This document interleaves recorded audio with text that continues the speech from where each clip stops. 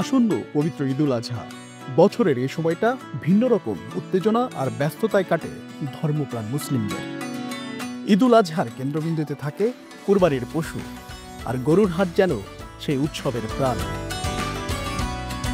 হাটে গরুর ডাক, বিক্রেতার হাঁকাহাঁকি, দামাদামি আর মানুষের ভিড়। কুরবানির পশুর মধ্যে নিজের পছন্দটি খুঁজে বের করার উত্তেজনা, শিং দেখে শক্তি বোঝার চেষ্টা, হাঁটার ধরন দেখে স্বাস্থ্য যাচাই, এসবই যেন এক ধরনের খেলা ও দক্ষতা।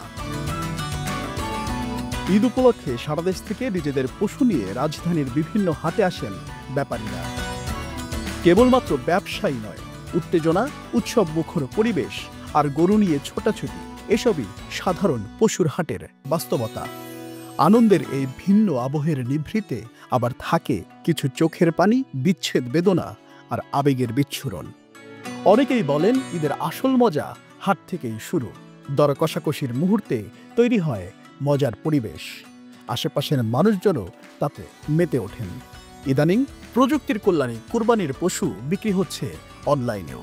তবে হাট থেকে গরু কিনলে তার সঙ্গে এক ধরনের সম্পর্ক গড়ে ওঠে। নিজের হাতে ধরে আনা, নাম রাখা, বাচ্চাদের আনন্দ, এসবের মধ্যেই যে মানবিক স্পর্শ, তা প্রযুক্তির মাধ্যমে আসে না।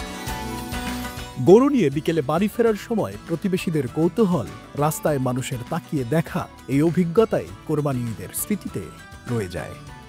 এম পারভেজ, দৈনিক মানবজমিন।